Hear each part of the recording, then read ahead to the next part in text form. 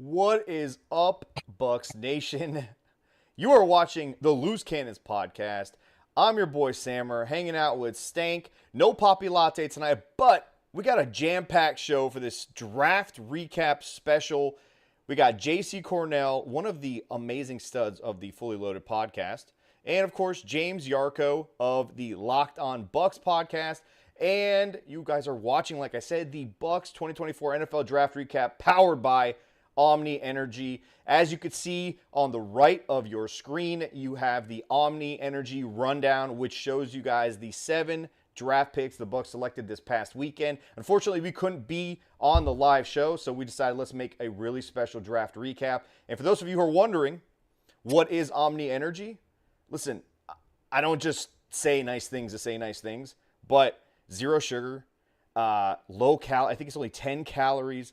This thing is ridiculously just delicious on top of being good for you. It's natural caffeine derived from green tea.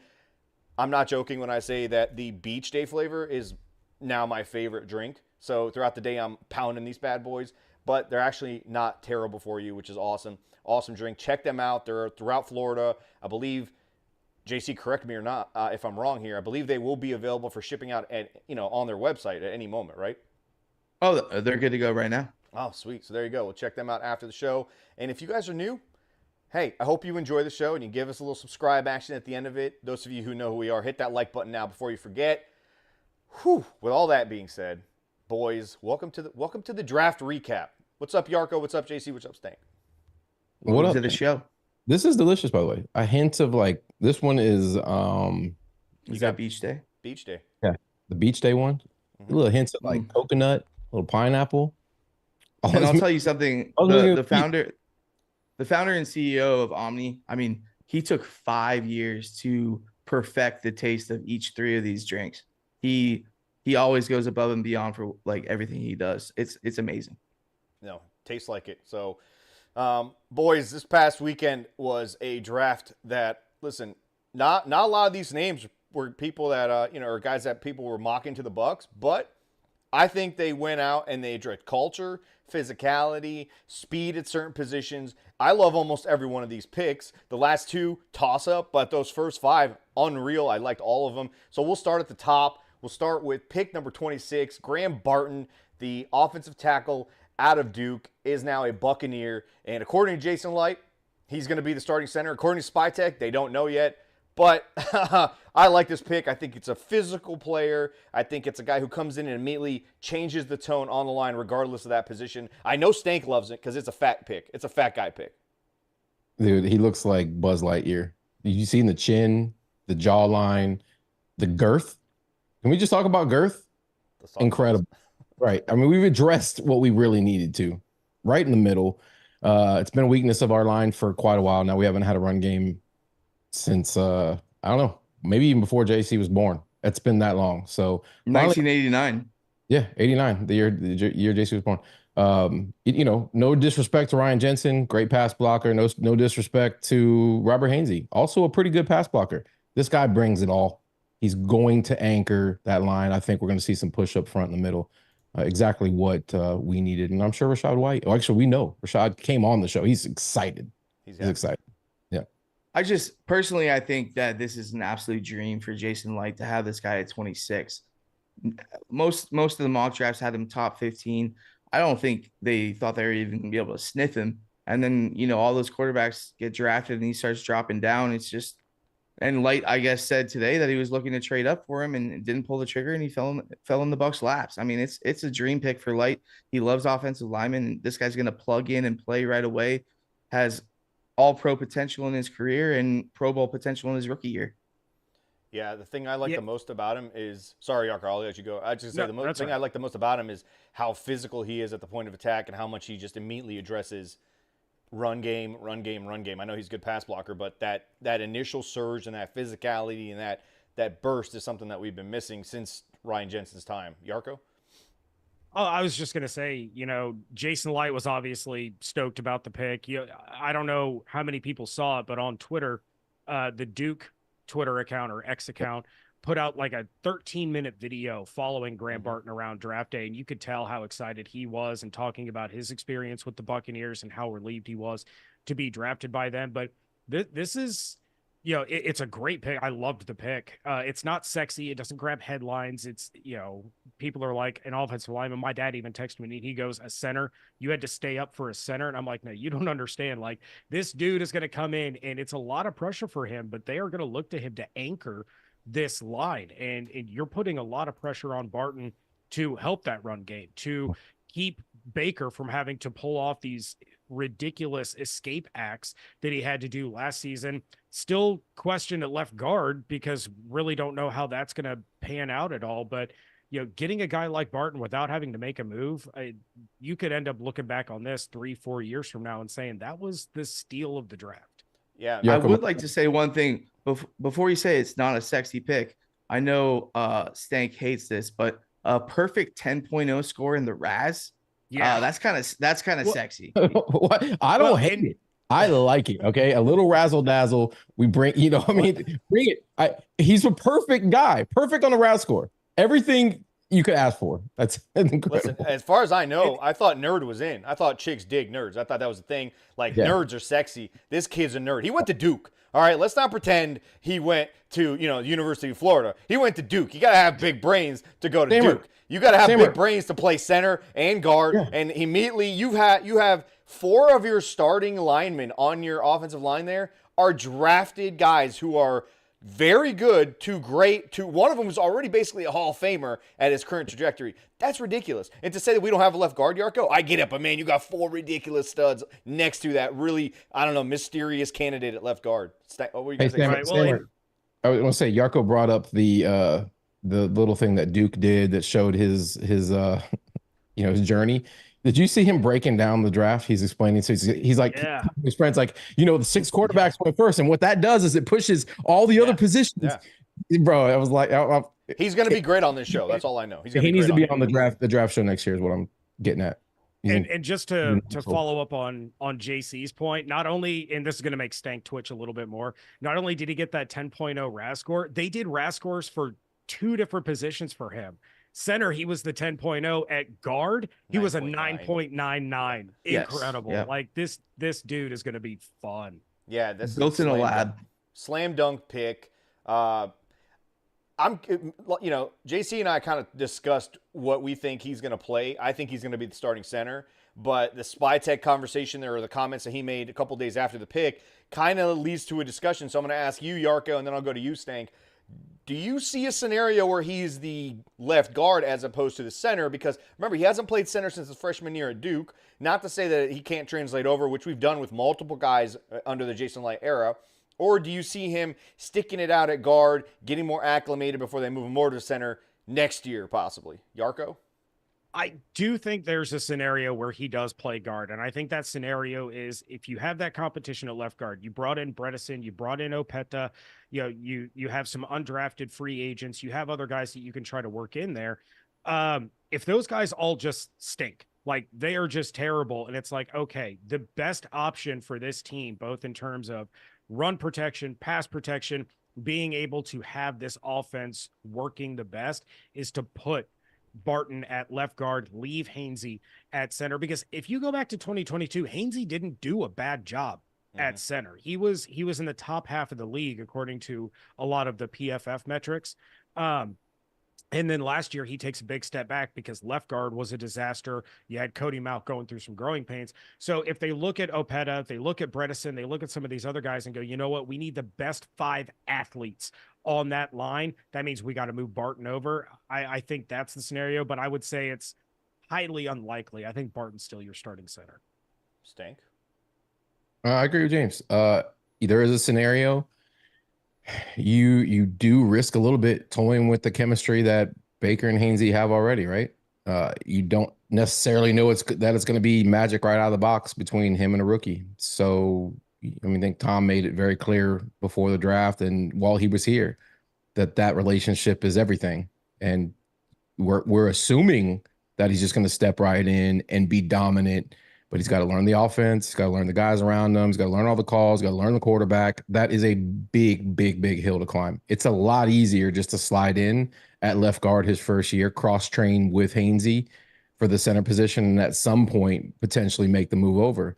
Because right out of mini camp in a training camp, they're not going to want to start 10 steps back. They're going to want to use the momentum that they had ending in the last season.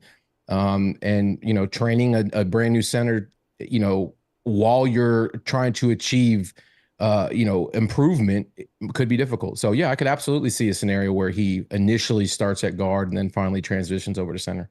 Yeah, the one Can thing I have a say here? Can I have a say? Yeah, I was going to add to what Stank was saying. The one thing I would say is that I don't know how Liam's offense works with the calls at the line.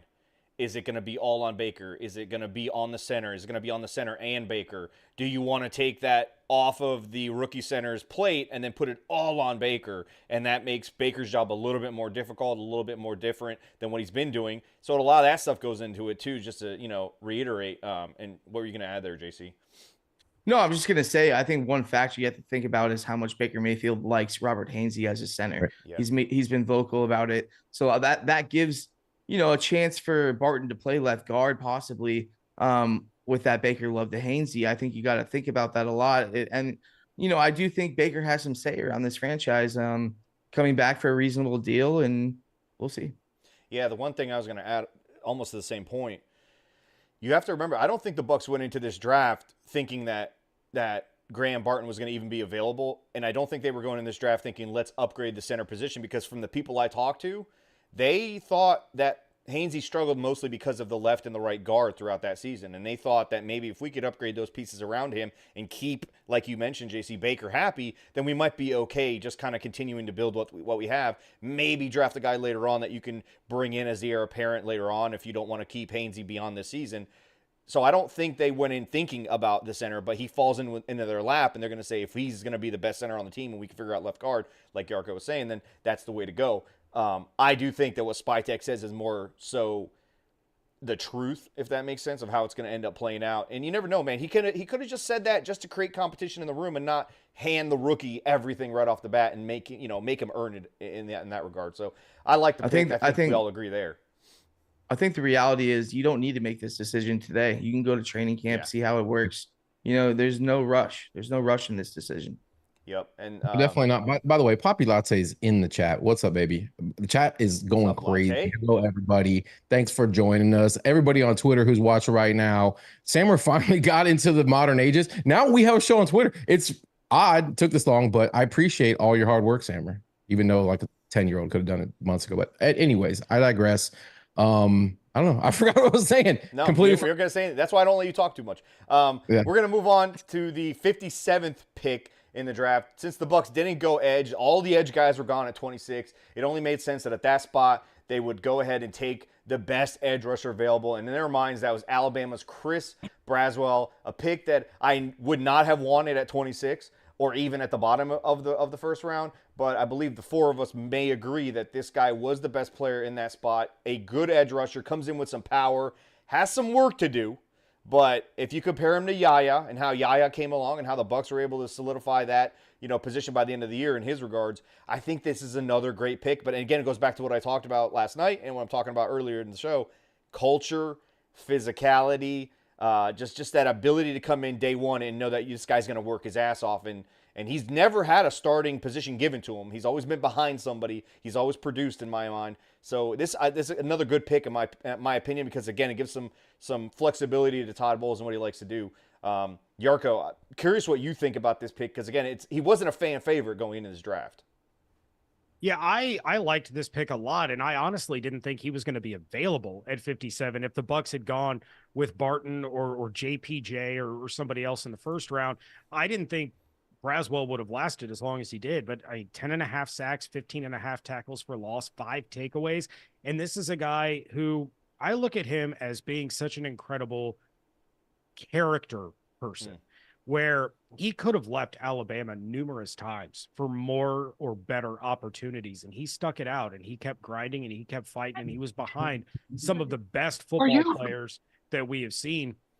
And he was dedicated to the team that he committed to. And This is still somewhat raw, still somewhat, a little bit of a project, but the intangibles are there, the metrics are there, and it's just a matter of bringing him along to the point that, like you mentioned, Yaya Diaby came last year. You would have to think it's an upgrade over Joe Tryon-Shoyinka, given what we've seen over 3 years with him. Yeah. Yeah, I don't think there was a finished product in this draft. I mean, everybody was really high on Latu, but I think he had holes in his game too. I think most of the pass rushers are going to take some time to develop. I don't think you're going to get a 10, 12, 15 sack guy right out the box this year. There's no Bradley Chubb. I guarantee you Latu has 10 or more sacks. I know. I already know. I already know you guarantee it. You put out very early. We know where you stand with Latu. I don't personally see it with the guy, but I'm wrong all the time. But yeah, at the end of even if we made this pick at the end of the first round, that the kind of talent that you get, a JTS type talent at the end of the first round, the guys are going to take development. Blue chip guys at that position don't fall into the end of the first round or into the second round. So that's okay though. There are a lot of guys like him on this roster, and we just hope that somebody steps up to the plate. You still got a guy like Anthony Nelson too, who's not flashy, doesn't, scream rare talent, but can be good enough. And maybe he has a hell of a season this year. We don't know where it's going to come from. We know Bowles is a savant, and hopefully he gets the best out of these guys, and we are able to rush the quarterback with 4 at times and not always have to bring odd, crazy blitzes and things. Yeah, I think the reality with Braswell having 8 sacks, 10.5 tackles for a loss, we are so lucky as Buccaneers fans to have an outside linebacker coach in George Edwards, who's developed some premier pass rushers in this league, like Micah Parsons, Daniel Hunter, etc. The coaching that Braswell will get is going to be just incredible, and he can really bring the best out of Braswell. He always played behind guys like Anderson at Alabama. I think he could explode on the scene. Our good friend Trevor Sycamore thinks he's an immediate starter. I think he'll probably rotate with JTS, but we'll see what this guy's got. But I do know the coaching will bring out his best potential.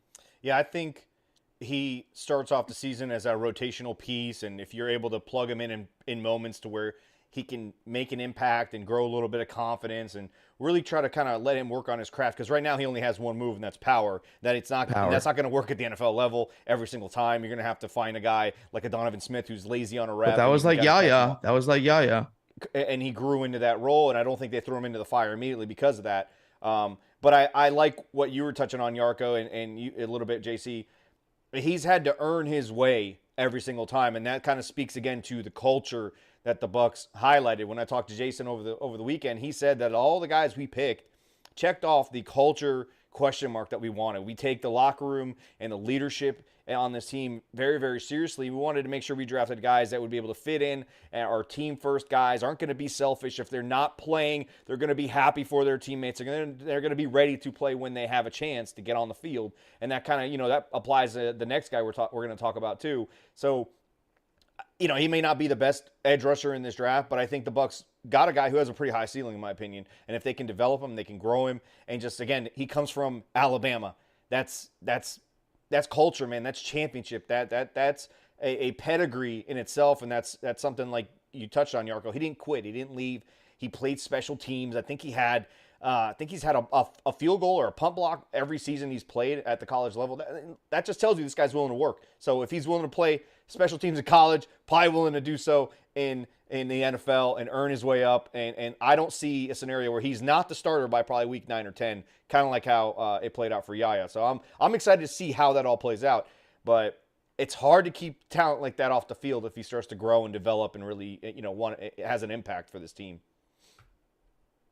I mean, we're a rotational defense anyways. This guy's not going to be asked to play, 90% of the snaps. Nobody is. And thankfully, he got drafted to a team where we have a strong interior. That's where the majority of our disruption comes from right now.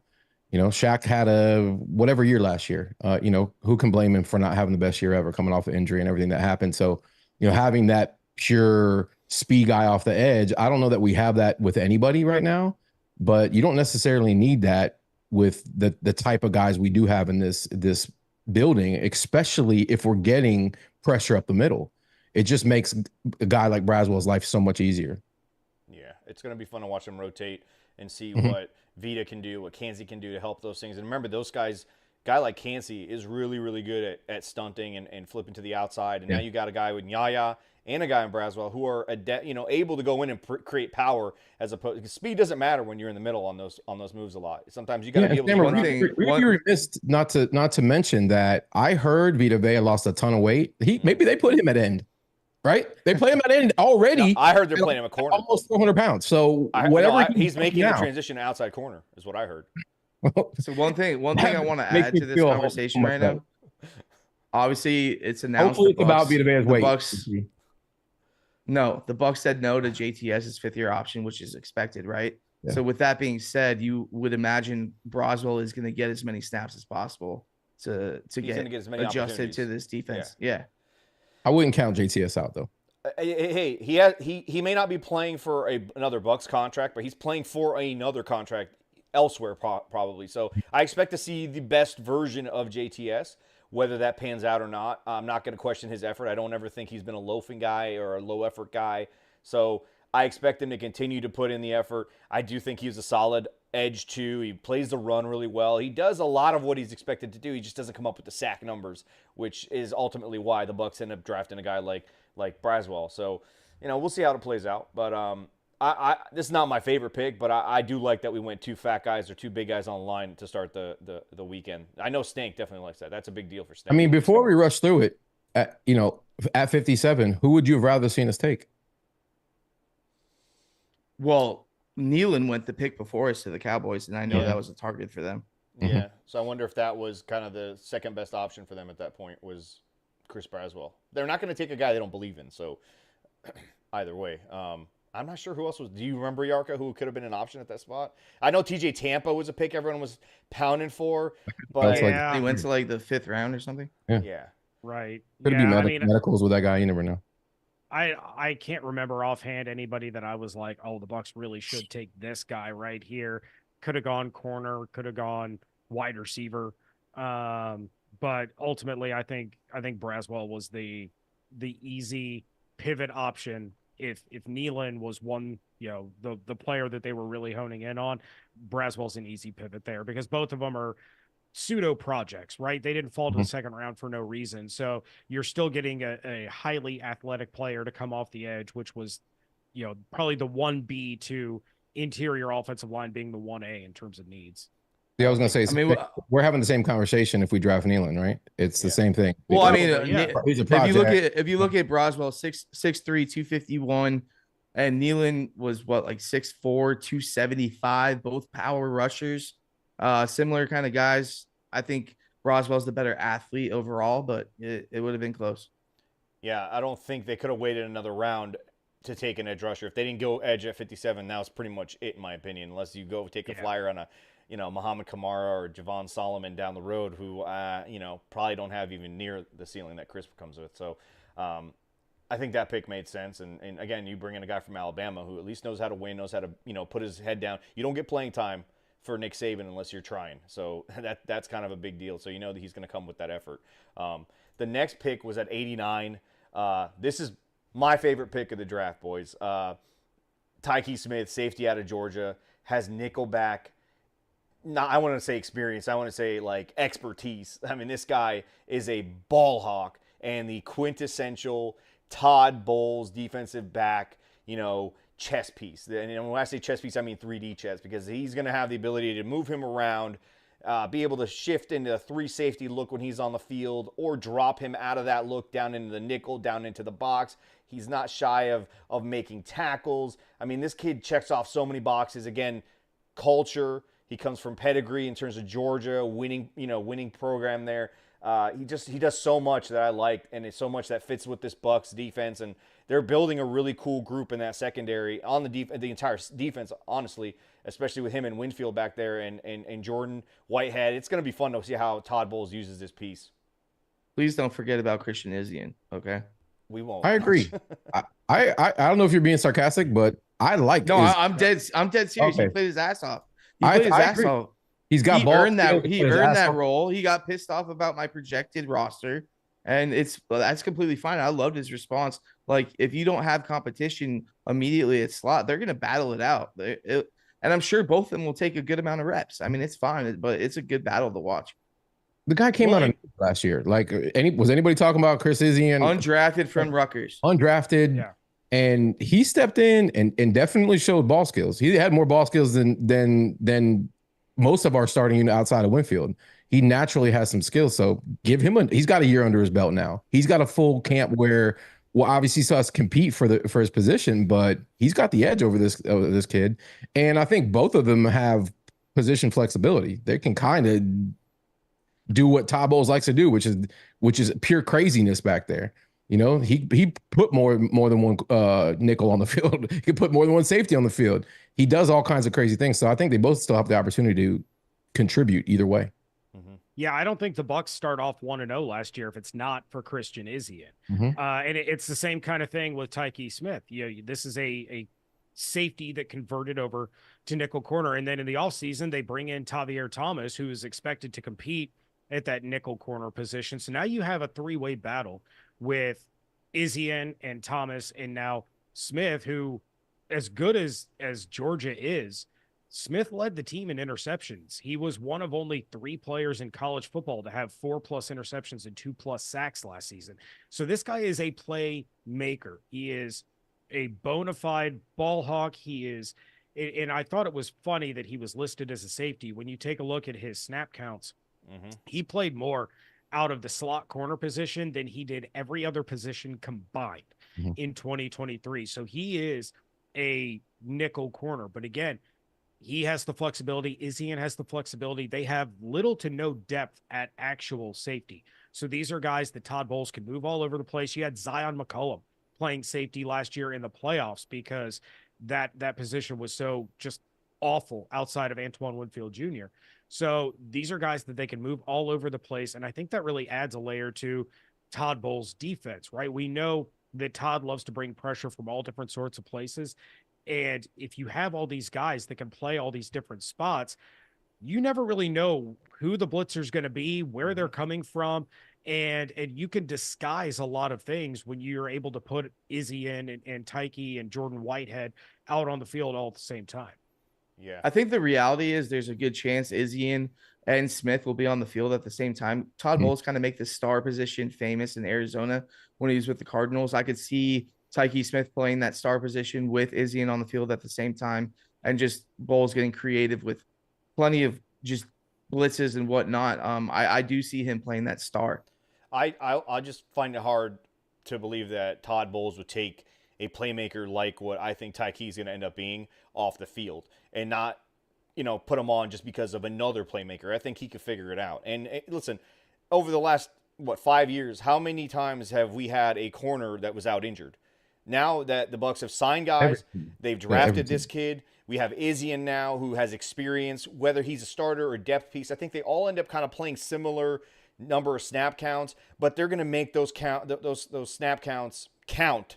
those reps count to where you bring in a guy like Tykee who, it's high praise for me to say this, but he has a Rondé Barber-esque feeling about him. The way he's... How dare you? I warned you about that, bro. I didn't say he's Rondé Barber, but he has Rondé Barber type of skills that he plays close to the line of scrimmage. He's got some Rondé vibes. Yeah, he's really good off the blitz. He's not afraid to get in there on run support. He plays close to the line of scrimmage, a lot like what Todd Bowles likes to do with his guys. And when you can disguise that, you can make it look like he's blitzing, he's dropping back. He has a really good football IQ too. Watch his tape. He's breaking on a lot of passes before the ball's even out of the quarterback's hand. That says a lot, and that tells you that you've got a really good base to work with. And, him and Izzian, like I said, they're going to be cheering each other on. I think the locker room here with the Bucs is not, they're competitive, don't get me wrong, but I think they're also brothers in it. They understand that it's going to take a lot of these guys. It's going to take, SMB in the playoffs as the third string corner to come out there and make plays to get us through the stretch, right? These guys all are going to have their opportunities, but bringing a guy like Tykee, man, it just elevates your defense all around. It makes your corners better. It makes your safeties better. Obviously, it makes your safeties better, but it also makes your defensive line better. But this kid could also drop into linebacker coverage. Like, he can do a lot of things that it's Honey Badger and Rondé Barber blended in together with a little bit of dog on top, right? A little bit of dog, which I love. I mean, hell yeah, I like it. You got me sold now, bro. All right, I'm more concerned with the outside corners than I am with the inside corners. And now that we have Whitehead back, I feel very comfortable. Outside, not so much. Real quick, before you go on, we've got some super chats since nobody but me is paying attention to the chat room right now. LDBC's Most Wanted. He says, saludos, loose cannons. Hope to meet you guys if the crew travels to LA for the Chargers game. Over under on 10.5 wins for the 2024 season. We'll answer that in a second. Hold on. And then our dude, Pelagic Computer says, Tykee was my favorite pick in the draft. Absolute dog. I think he'll be a very impactful rookie. And in my opinion, end up starting at nickel cornerback by the end of the season. Thank you guys. Appreciate the super chats and donations. What do you guys, over under 10.5 wins? Right now I'm feeling 16, honestly, but you know. Okay, so I think that's an over. Is that over? I've been a little bit off. I've been a little bit off in the past. All right. I mean, what did Vegas say again? Like 4, 7.5, I think. 7.5. Mm. We're I think trying to be a non-biased realist, I think 10 is pretty realistic. And I think 10 wins the division. 10 sounds like a disappointing season in my eyes. I've talked to Baker, and Baker would tell me that if you said 10 wins, he'd slap the shit out of you. I would say as early as we are in this process right now, I would take the under, but I'm right with JC. I'm at 10. I think that sounds like a good number. Given how difficult the schedule is, we still got to see how this left guard situation shakes out. There's still some questions around this team, but this is a good football team, and they're going to be much better than they're expected to be. Everybody's all over the Falcons because of Kirk Cousins. It was nice to see them get thrashed a little bit for drafting Penix, but I'd say 10 is a really good mark right now. I'm with JC. Speaking of left guard, Yarcho, the next pick. I just won't give my prediction. Continue. At Bucs 92, we'll go back to you. At 92, it was too good of a segue. Everybody was slotting the Bucs to go big, beefy South Dakota State rabbit. I believe they're called rabbits, right? So pissed we didn't get our they were going to go Jack Rabbits. Yeah. Be disrespectful, bro. Mason McCormick at 92, but they didn't. They went, instead of Jackrabbit, they went dog, and they went Jaylen McMillan, literally wide receiver out of Washington, actually a dog, no joke there. But he also plays like a dog. A fast, basically Chris Godwin replacement type of guy, comes in with really good hands, really good route running skills. JC reminded me that he fits a lot of what the Rams like to do with Cooper Kupp, and now we got Liam who likes to do a lot of the similar stuff. So I like this pick a lot. This is a Liam Cohen pick. Yeah, I think this was Liam saying, hey, you guys got to give me one piece to play with here. And this is where they kind of started doing that. Stank, he's not a big guy, all right? This is the first non-defensive and not a big guy that we're talking about here, because I consider 6'1", 192. Well, I'm talking fat guy. He's not a fat guy, though. Is he a jackrabbit? He's not a jackrabbit. If he isn't, I don't like it. I don't like the pick. I don't like this guy at all. Matter of fact, I saw Baker working out with Scotty Miller in the offseason. Hold on. What? Hold on. His nickname in the locker room was Jackrabbit.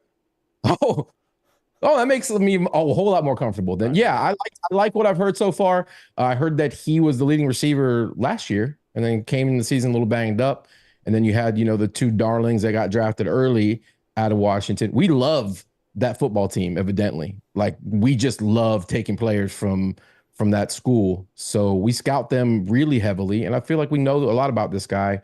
And then, our 7th round pick too, which, we'll talk about later. But anyways. Yeah, we'll talk about that later. I like this pick. I think I don't want to be disrespectful to Chris Godwin. He's nodding his head with my breakdown. It's like, Jesus. Chris Godwin 2.0, man. I would love to bring up a subject. I want to hear Yarcho's take. I want to hear Stank's take. I want to hear Sammer's take, even though I probably heard it 5 times. Do you think Jaylen McMillan's the pick for Jaylen McMillan? Does that push Godwin outside? Do they share reps at slot? Like, who's going to be the slot guy? I think McMillan plugs in as a slot immediately, but I want to hear your opinions. Go ahead. No, Chris Godwin's your slot. He's going to take 60+% of snaps out of the slot. They're going to go back to what works so well. That's why it took Chris so long to get going last year is he was playing the outside. His game is much better suited to that slot position. And something that I've talked about a lot on my show is if the Bucs went wide receiver in this draft, they needed to take someone that was going to be their wide receiver 3 this year, but could take over that wide receiver 2 role if Chris Godwin leaves in free agency. And that's exactly what McMillan can do. He can play the outside. He's not as big as Evans or Godwin, but one of the things that he does so well, besides his route running for a college prospect is pretty outstanding, but he always puts himself in a position to win the rep. He's getting the ball or it's hitting the ground. Those are the 2 options. So in drafting him, that's Chris Godwin, Yarcho. Exactly. So in taking him, you have an outside receiver, you have a wide receiver 3, but now if Chris moves on, that's when you're going to see McMillan go back into the slot and start to play a little bit more of that Chris Godwin role. And I'm not saying that he's not going to play in the slot at all, but Chris Godwin is going to be the guy that gets the majority of those slot snaps. And it really just takes the offense to a different level. So I'm interested to see how Cohen plays with these 3 guys, because Evans is going to take some snaps out of the slot too. Let's not forget that. But I really, once I started to learn more about McMillan, because they took the pick and I'm sitting there going, I'm like, I never once mentioned to this dude. But going back, looking at some of the Washington games, their offense, for as explosive as it was and as great as the wide receivers were, their offense was not the same if McMillan wasn't on the field. He brings a different energy to the wide receivers. He instills a lot of confidence in the quarterback to get him the ball or to trust him with money downs. Again, that's Chris Godwin, right? That he's the money down dude. So McMillan's going to bring a lot of that. I'm really excited to see him on the field. I'd be lying if I said I knew much about this guy's game. I'll say this about Chris Godwin, and it's completely underrated. Nobody talks about how freaking physical he is. Okay. Yeah. He's a different type of slot. He's a Debo type weapon across the middle. He may not be that short area quickness guy. You know, I wouldn't say he's that Cooper Kupp in foot speed, but he brings something completely different. Because he'll run you over in the middle. I don't know if Jaylen has a different skill set. Is he more of that quick? He's crisp in his routes. Yeah, can take that crossing route, all the way outside and take it down the field for a touchdown. So, we've already heard how much motion Liam has in his offense. Rashad came on our spaces during the draft and was talking about the offense and how motion based this offense is. And so by doing that, you could have a lot of guys taking reps out of the slot. It could be different guys in different packages. And hopefully that is what it is. Predictability, hopefully went out the window with Dime Piece Dave, because everybody knew what was coming with that guy. So and the other thing that if you didn't listen to the spaces with Rashad, he said Liam is an ass. And I mean in a good way. Like he does not play games. He's tough. Yep, he's a little bit of a rat in the locker room, and no, Stank. We done lost Stank. We lost you, Stank. Well, we lost Stank. I do want to point one thing out.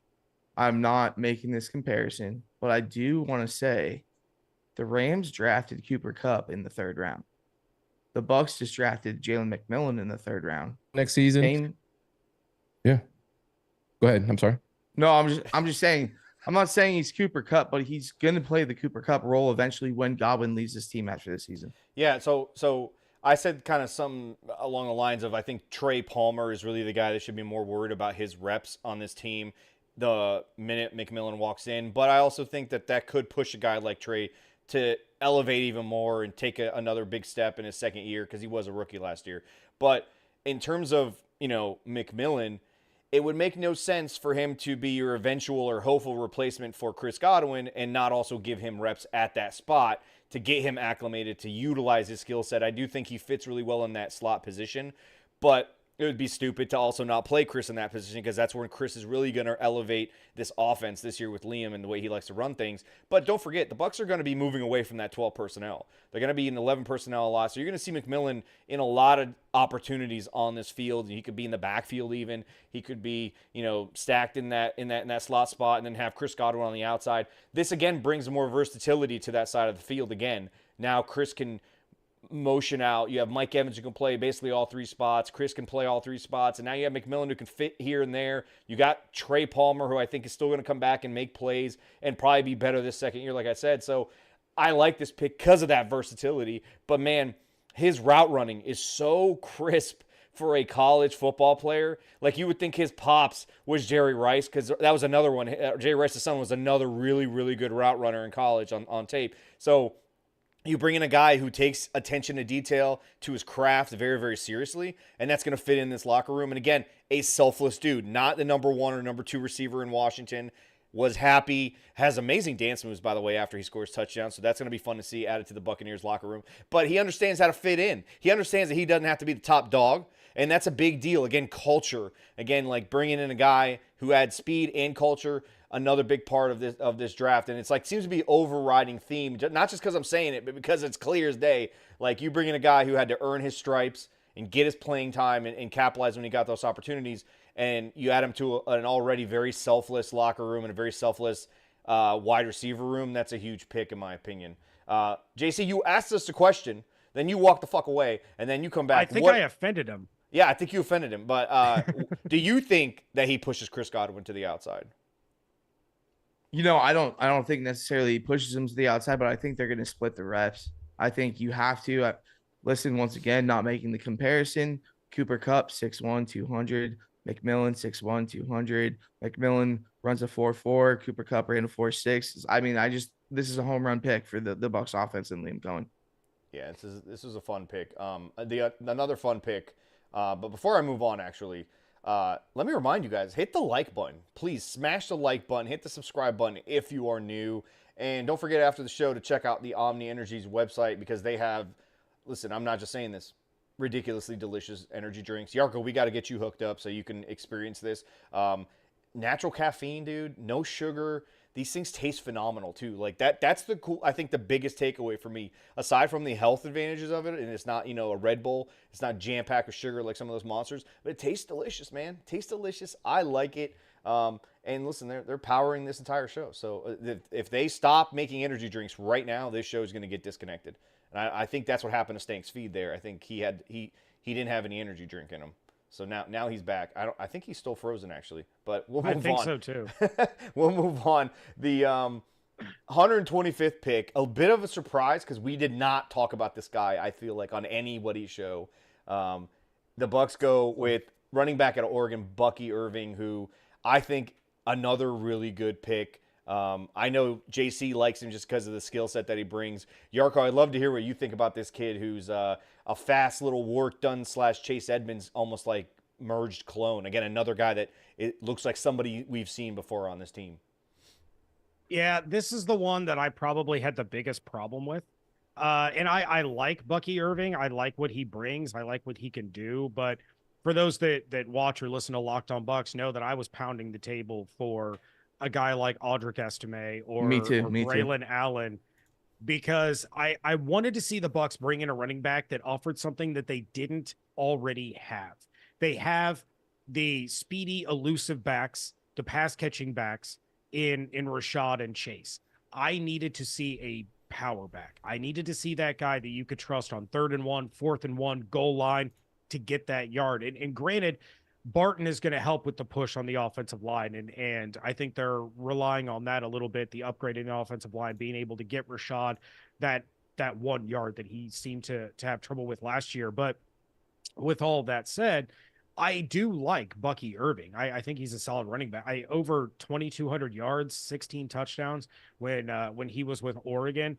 And one of the other things that I wanted to make sure that the Bucs still got in whatever running back they drafted is I didn't want a Charles Sims situation. And by that, I mean, I didn't want to see them bring in a running back where when he was on the field, you knew what was going to happen. And that was one of the other reasons I really wanted to see the Bucs draft Estimes, because when he's on the field, yeah, he's a power back. He can get to the second level. He can have breakaways, but he's also going to catch anything out of the backfield. So you never knew if he was going to come out of the backfield to catch pass, if he was going to step up, take on a blitzing linebacker, or if they were just going to hand him the ball. So, with all of that said, I think Bucky Irving within the first month of the season is going to be your bona fide, unquestioned RB2. He's quick, he's elusive. He is one of those one step full cut and then full speed by the second step kind of guys. His vision is outstanding. And that's, as much as I love Rachaad White, there are some questions about, why didn't you hit that hole? Why are dancing around in the backfield? Those holes close up so quickly. Bucky Irving is very decisive. He sees the field really well, and he's going to add something to this offense. Also, I was shocked it wasn't Ray Davis. I really thought when the Bucs were on the clock, that was going to be Ray Davis right there, because of the Cohen connection. I would like to say one thing. Like, I really was pounding the table for Estime as well. But what I will say about Bucky Irving, when you're asking for a power back like Estime, Bucky Irving almost is a power back because he always makes the first guy miss. So like in those goal line situations, Irving can make the first guy miss and get that touchdown. He has great vision. He's said he's always, with people calling him small, he's got a chip on his shoulder. I think he almost fits the power back role, like I said, because he had the most missed tackles in college football. I mean, he's elusive. He plugs in and takes those short yardage gains and gets first downs and touchdowns. That's how I feel. Yeah, I think a lot of the short yardage issues were magnified, and some of them were kind of given over to Rachaad unfairly, in my opinion, because he's a big back. Sure. I think he's a very physical back. Doesn't really use his speed at the line of scrimmage like you would want a running back to use. So I do think that he leans more on being able to be, that pounding kind of guy and then get through the line and run. So I don't think they really necessarily needed a big bruiser. I think they just needed a guy that could kind of open things up. And if they address the offensive line issues, that was more or less where that short yardage problem was coming up. And so then they go and add a guy who reminds me a lot of Chase Edmonds. Very quick once he hits the hole, and he doesn't shy away from contact like JC talked about. He breaks a lot of tackles. But again, like Warrick Dunn, he likes to run in between the tackles. And so that is kind of a different element. Well, I don't know who's talking there on Stank's computer, but I was going to say it brings a different element. And again, he's good with his hands in terms of catching out of the backfield. He allows the Bucs to put in another player in the backfield that can now open up the offense. They're not going to be in a lot of those two tight end sets. So now you got another versatile piece that they can bring on, and he's fast. And I think Chase always battles injuries, isn't getting any younger. And now you got a guy here that kind of does the same type of stuff, very Warrick Dunn-like, not as lower body heavy and thick as Warrick Dunn, in my opinion, but he does a lot of the same things that Dunn does. And I think I really like this pick because I can see how much fun a guy like Liam can have with him, how much he can benefit a guy like Baker on third downs where he has no one to go to. He can dump it off to a guy who told the Bucs in their meeting, by the way, pre-draft, the first guy doesn't tackle me. That's a big deal, man, to tell someone that right off the bat. And if you have a guy like Baker who could dump off the ball to that dude on 3rd and 7, he's going to get 9, 10, maybe 12, 15, 20 yards. Massive. And again, we saw the success of the screen game last year in the Bucs offense. So now you got a guy who makes a couple of guys miss and he's gone on a screen pass. Again, opens things up, makes work a lot easier for guys like Mike Evans who are not getting younger. Chris Godwin, same thing. Stank? Am I back? You're back. Wow. Finally. Yeah, I forgot to pay my bill, guys. It happens. I was waiting on the check. But anyways, I'm back. Internet's back. I love Bucky Irving. Love this pick. Everybody's got a type. This is my type. I like these little, scat back kind of guys. He does remind me a little bit of Warrick Dunn. I know I shamed you earlier for making a comparison to a great, but without the speed. He's not a 4.3, 4.25 guy, but man, he is great inside the tackles. People look at small backs like this and they immediately think, they're going to take it outside. But this guy's really good within a phone booth, incredible feet, best feet in the draft, which is why he was at the top of my list, right at number 1, incredible feet, great vision. That's what makes running back special. You don't have to have that crazy speed. Clearly he's got all the other moves. Great stiff arm, spin move. He's going to make, your jaw hit the floor a few times this year. And Rachaad made it very clear again on our spaces that he is the big back. Somebody was like, are we going to draft a big back? He said, outside of the guy from Wisconsin, I'm the big back, and I don't see us taking a guy like that. So he knew early on. He's the one who actually said, we'll probably take another running back. I need somebody, I need some assistance. We need a good rotation. And he loves Chase. Chase is his guy. So didn't surprise me. We all know Trevor Sikkema had a crush on this kid, as did a lot of people. And I'm over the moon that we took him. So it's going to be fun to watch, man. This team has been a little bit juiceless. And I like a guy like that who can bring some wow factor to this offense. Listen, after that a player comp that's been made for Irving is Kyron Williams on the Rams. And Liam Cohen was a part of that room when they drafted Kyron Williams. So it's kind of a similar back. Makes a lot of sense for the system. After the pick, Rashad texts me. He goes, "We gonna be a problem for show." That's exactly what he said. All right, after the Bucky Irving pick. So say one more time, Samer. We gonna be a problem for show. Like show. For show. Like I like it. He likes the pick. He's a fan. I like it. He's a rookie running back. So somebody in the chat mentioned, can we help him in his pass pro? Listen, he's a rookie running back.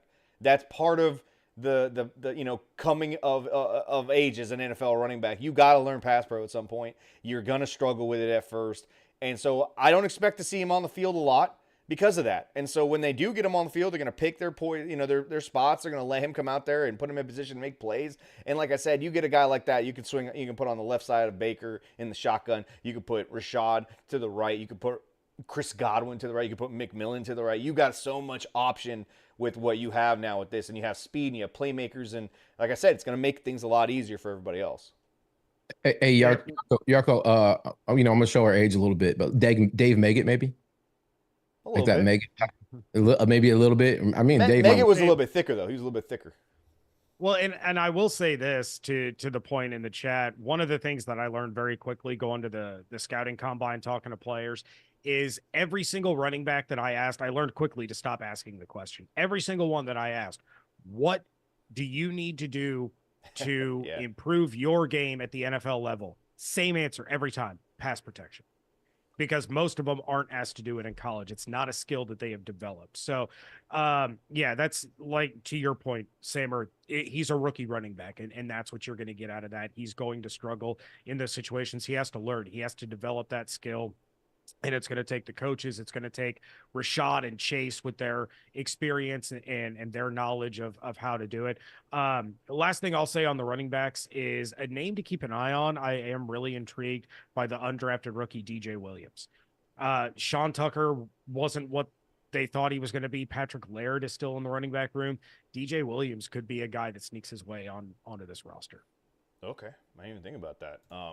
Speaking of sneaking up Dr. Plus in the chat. Dr. Plus in the chat made sure to mention this guy has kick return ability. This new kick return, rule that should make it exciting. Seems like a guy that might excel in that role, especially with the short amount of space you're gonna have to work with to try to break a kick. So maybe where that vision comes in. Well, remember, Stank, you got to have two now. And feet now. Yeah, you got to have two. You can't just put Devin Tompkins out there and just some guy who's going to catch the ball, because they're just going to kick to the guy who catches the ball and doesn't know how to run it back. So you're going to have two guys. And that's why I like that. That's a good point. He could be that guy. And you only got to get through one crease now with this new kickoff, the way I believe it's set up. So, and that kind of speaks a little bit to the next pick, which is a big, massive human being who is apparently a giant piece of clay for the Bucs offensive line coaches to work with. This massive behemoth out of UTEP, played guard. I'm not sure what he's going to be at the NFL level. Elijah Klein. This dude wants to hurt people. I mean, it's pretty obvious. He's a big boy, like I said, but hey, this is a depth piece, possibly a special teams guy, because now it's more about the point of attack as opposed to gunners running down the field as fast as they can to make these tackles. So you never know. This guy might be just a blocking special teams ace for the first couple years of his career. I have no idea what he's going to end up being or what this could be. I do kind of like the pick, though. It speaks again to that physicality that the Bucs are trying to add. I mean, if you look at this guy, he's obviously a mauler. If I'm Todd Bowles and Liam Cohen, I'm giving him as many reps as possible in training camp against Vita Vea and Kalijah Cansey just to see what this guy's made of. Yeah, as long as he doesn't hurt somebody, because then we got a problem. I don't want him falling on someone's ankle. He's a project. There's no other way to really put it. But when you take a look at what he did and what he is, they drafted the size, they drafted the mentality, they drafted the intelligence and the strength. Now, as you said, Samer, he's a giant piece of clay. They have to mold him. They have to develop him into an NFL caliber offensive lineman. Is he going to be a depth piece this season? Is he going to be a practice squad player this season? It very well could be, but they have a plan there to bring him along the way that he needs to be, but they see the intangibles. They see the foundation to build off of. And I think that's why they ended up going with Klein in that spot. And again, you know, when you get into the 5th, 6th, 7th round, you're drafting potential. Like, how many of these guys, of course, you're going to find a couple here and there that really explode and break out. But how many of these guys walk in and immediately become starters? You're looking for depth. You're looking for special teams. You're looking for upside. And that's what they have in Klein. Again, addressing the questions along the interior on the left side. We talked about Bredesen. We talked about Opeta. Klein, I don't think, is in that conversation this year, but we can revisit in 2025 and figure out, okay, is this the guy now that they've been able to bring along far enough that he can compete for that kind of job? I mean, if you want to talk about Jason Light having a type, right? 1st round pick Graham Barton, 6'5", 315. 6th round pick Elijah Klein, 6'4", 319. I mean, he's got a type in the interior. He likes them thick, is what you're saying, JC? Yeah, basically, yeah. Yeah. I mean, it's guard, right? If you're going to, you know, bring along a piece of clay and build him into something special, guard's the position you do it at. It's always been the position where you can kind of make a guy. You don't have to be the most talented. You don't have to be the most athletic, the strongest, any of those things. Mentality matters on the inside, and that's the first thing that came out of the coach's mouth. This guy doesn't play games, a little bit raw, small school, hates the Saints. You know why we drafted a kid like this, okay? So, you know, they clearly see something in him. Otherwise, they wouldn't have taken him. They would have tried to bring him in as a UDFA. And you never know. Once they get some pads on, then we'll start to hear the whispers about, you know, a guy like Calvin Klein getting in there and really putting it on guys. So, do you think he wears the Calvin Klein underwear from Back to the Future? 100%. If he doesn't, I think that you need to have him a custom pair for camp. Purple, right? That light lilac purple color. Yep. Yeah. I feel like that's the only way to do it. Yeah. Yeah. If he's smart, he shows up at training camp dressed up as Marty McFly in the bed in that scene after he gets hit by the car. Yeah. How he didn't get an NIL deal with Calvin Klein is beyond right. I agree. I look at him and I see the you know, shirtless dude at the mall standing in front of the, you know, American Eagle store. How does he not have a Calvin Klein deal? I agree. And this guy is just a massive human being, by the way. Not just he's 6'5", you said, JC? 6'4", you said? Yeah, 6'4", 319. Oh, dude, I mean, I think all the guys on the line, by the way, now are 6'5", if you add Barton into the mix, right? Good thing we got a 6'5" quarterback. Oh, wait, we don't. That's right. But you know, Barton's a big boy, but he doesn't play tall. He's not out there playing Eddie George as an offensive lineman, right? Baker's in the shotgun. It's not going to be hard to see the throwing lanes when this offensive line is planting everyone right square on their butts. I like that. Because they're all just massive human beings. I like it. And listen, anytime you can draft a kid who's had the word minors across his chest, all right? This kid's a hard worker, all right? This kid, no, minor as in a minor.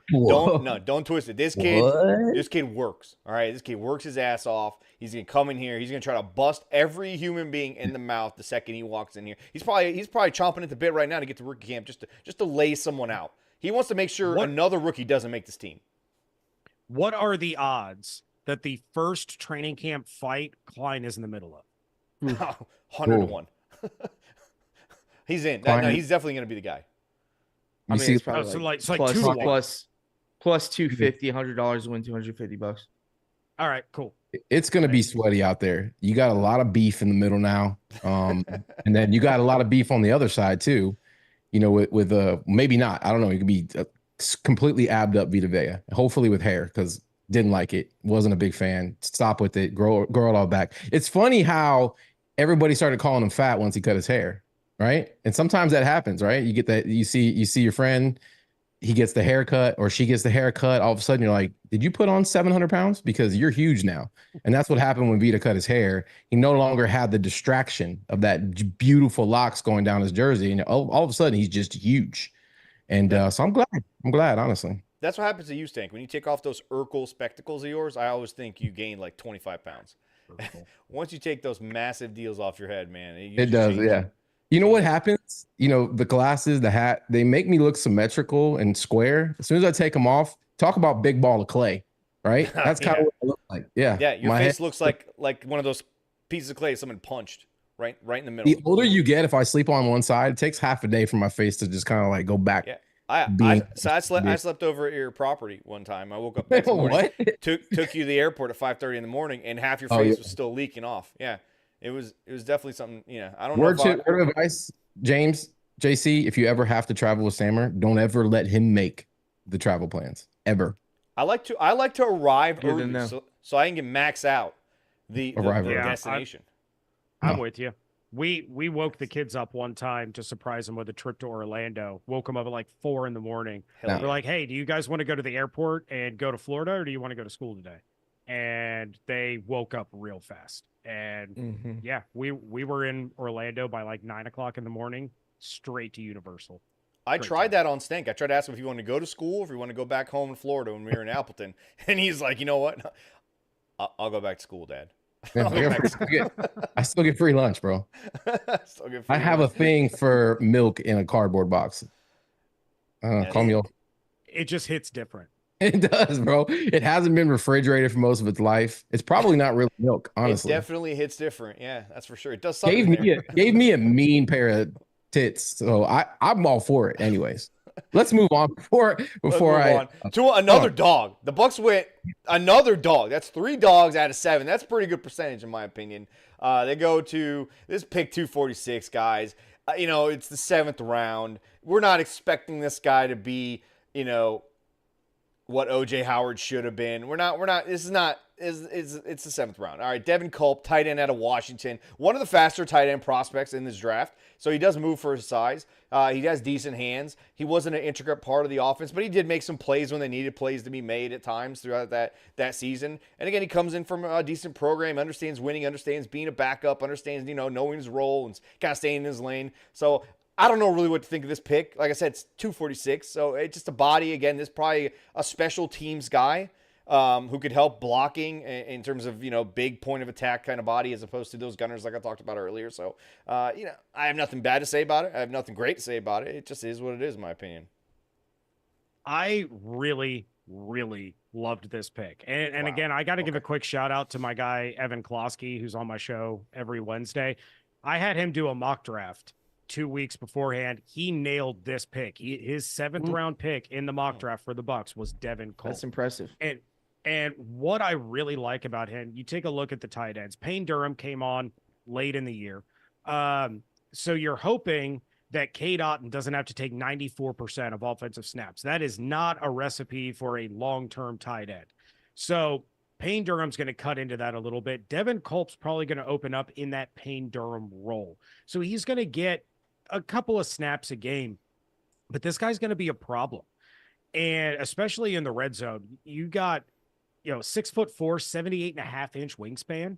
Like, this dude is going to be a matchup problem. And then even in some of those like 3rd and short situations, if you can get him in a little bit of space, 4.47 speed for a dude that big, again, that is a problem for opposing defenses. You're not going to find a linebacker that's going to be able to match up one-on-one with his size and speed. So I think the expectations rookie year are going to be a little bit lower. You're looking at kind of a Payne Durham, 10-15% of offensive snaps. Payne Durham's probably going to cut a little bit into Cade. You're hoping he's at 75 to 80% of snaps and really take some of the workload off of his plate. But I think Devin Culp can really help this offense. Again, maybe not early on in the season, but you'll see a late surge like you did with Payne Durham, and then into the future, you're looking at another solid pass catching tight end, because as much as we all love O'Keefe, he's a blocker. We know he's a blocker, and yeah, it's fun and exciting, and we can all get happy on Twitter like, oh, Keefe sighting, this is great. But it happens twice a year. You needed somebody else that could catch the ball. And I hope Ko is watching this episode right now. Actually, I know for sure he is, and his parents are watching, and he now is going to score a touchdown a week because of you, Yarcho. Hey, I'm all for it. I get as excited as anybody, but that's not the role. No, you aren't allowed to root for any of those touchdowns, just so you know. Because you're allowed to root for 2 of them. Yeah, I don't know much about this kid. Clearly he's a weapon. But I always marvel at these tight ends, man. Like they're freaks. Like how can you be that size and run, sub 4.5? It's always astonishing to see guys like this. So who knows, right? I mean, this is a big Keefe podcast, by the way. There is no ever disrespecting the Keefes. Oh, ever, no. Ever. So this guy has an uphill battle because you talk about fights in the camp. Yeah. Don't mess with the Keefes. Don't do it. He's going to show up to rookie camp. Keefe's going to show up to rookie camp just to punch Devin Culp in the mouth. All right, right at the door. Yep. And then he's going to get back in his car, in his truck, by the way, and go out to some giant piece of land with a bunch of cows and just start pushing cows, right? Correct. And beating them into steaks. That's what's going to happen. JC? I just I love this as a 7th round pick because he's a physical freak with a ceiling. He's a project, but you can get this guy to be a really good player. I mean, 4.47 speed. In high school, national high jump champion. I mean, the guy, and he's a contested catch specialist. So, if you can build the rest of his game, this could potentially be a great pick for the future. It's not going to be year 1, but he can slowly, start working on his game and be a legit guy for the Bucs. For sure, a special teams problem. Absolutely. Yeah. Can he block? Can he block? Yeah, he's a good run blocker. Yeah, he is. Okay. Very. So, I mean, you're not a good jumper unless you got good feet, right, Stank? You're our feet specialist. You're a feet expert on this pod. As it relates to being Jumping able to is all about and elevate. Can you explain how feet play a massive part in that? Take your shoes off right now. Go try to jump without your feet and see if you can do it.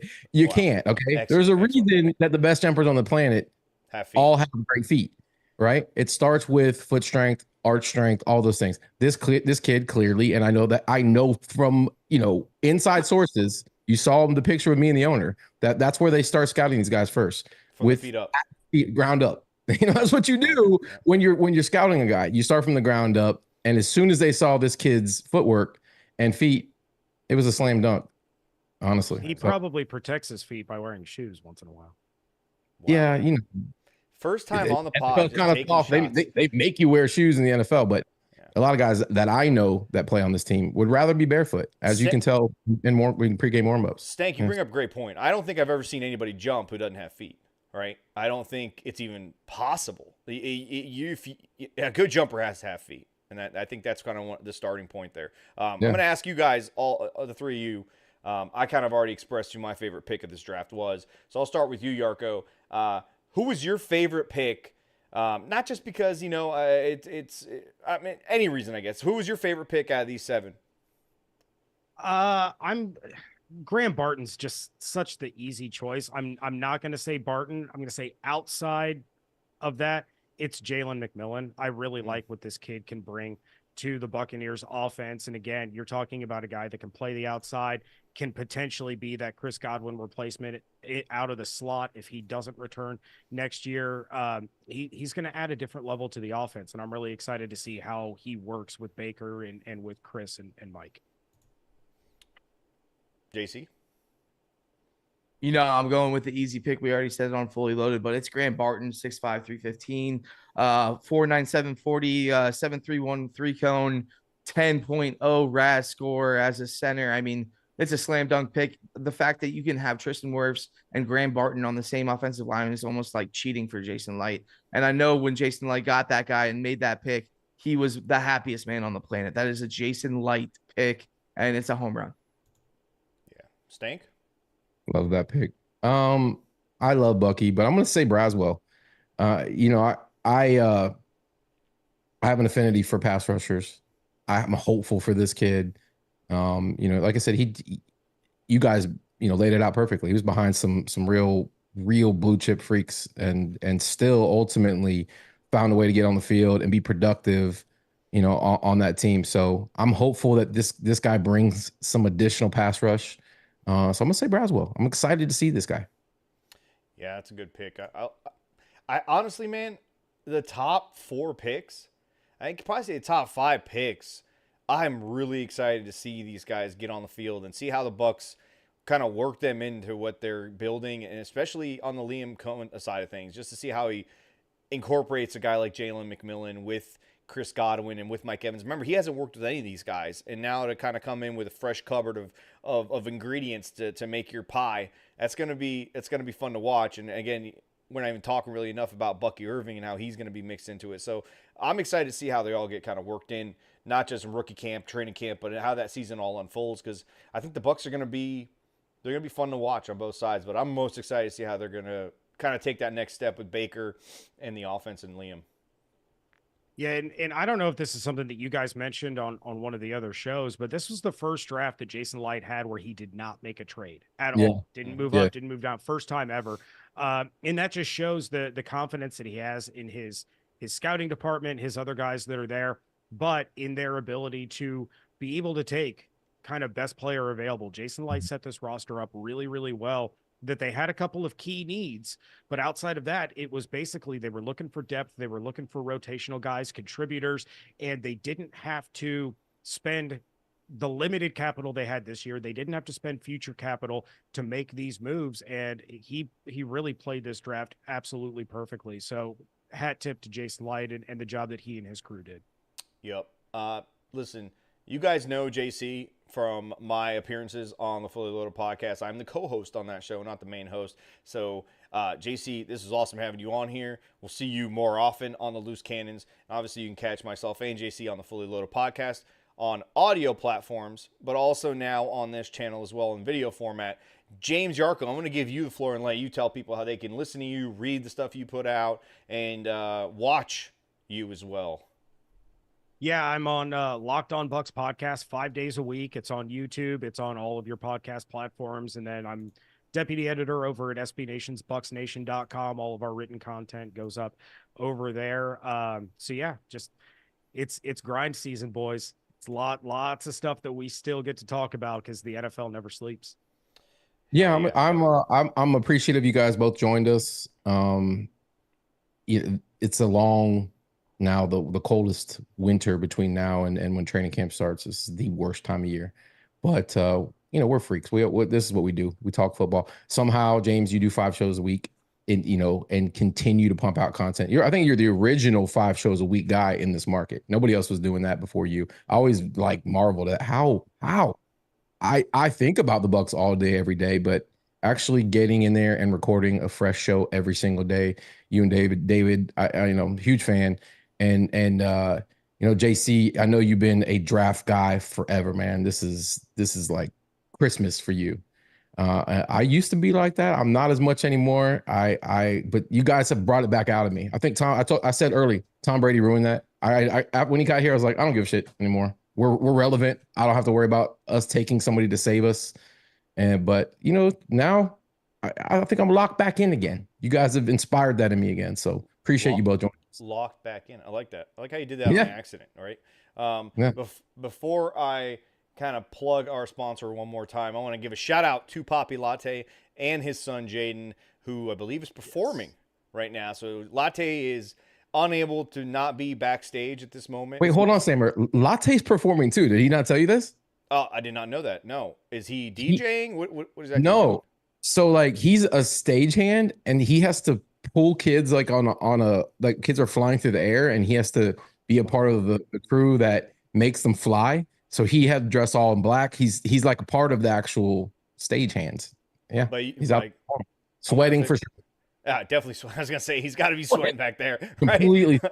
Yeah. All right. So, again, I want to remind you guys: if you're new, hit that like button and that subscribe button. We appreciate the subscribers that we do have. And listen, we got a lot of cool stuff coming this offseason. We got a lot of cool plans for the season as well. So subscribe now so you don't miss out.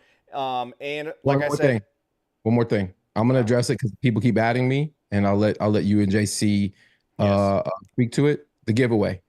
When are we doing it? How are we doing it? Go. So because we could not do the live draft show, we're going to have to pivot and figure out a creative way to give away the signed Brad Johnson jersey that Stank teased, and as well the fully customized elite Nike creamsicle jersey that JC posted about. So because we couldn't really do a competition or a contest in the chat tonight's show because there isn't a guess the pick type of scenario, we're going to come up with some sort of creative way and drop a video later this week or maybe early next week where we do somehow select those 2 winners randomly, of course. So the best way to not miss out on that opportunity is follow all of us on Twitter. Obviously, subscribe to the channel here. We'll notify you. We'll come up with some creative way to make it all work, and we'll post that video. And good luck to all of you out there. And, of course, before I forget, check out Omni Energy. Just they're following us on Twitter. I've tagged them in a lot of our stuff recently. Check out their website. Order a variety pack, or just order this beach day because this thing is ridiculously delicious. I cannot state that enough. It tastes amazing. Man. It's a sugar-free drink, natural green tea-based caffeine, only 10 calories in each one of these bad boys. Gives you natural energy, no jitteriness, no crash. And I love these things. And I've been pounding them, like I said earlier. So check them out. And massive thank you to them for sponsoring the show, powering the show. And, of course, the Omni Energy Rundown on the right side of your screen there. So massive thanks there. Yarcho and JC, before we exit, you guys have any last words, last messages to Co-Keeft out there, Yarcho? Maybe apology or something? Yeah, apologize. Look, I didn't, if I came across disrespectful, I certainly didn't mean it. I love Co-Keeft. Do you, though? What I was trying, I do. Hey, Jerry Keefe texted me just during the show. He said, watch your fucking back. He said, watch your back. He said 2 fucking touchdowns? Are you fucking kidding me? Yeah. That's what he said. Yeah, he said. Unbelievable, dude.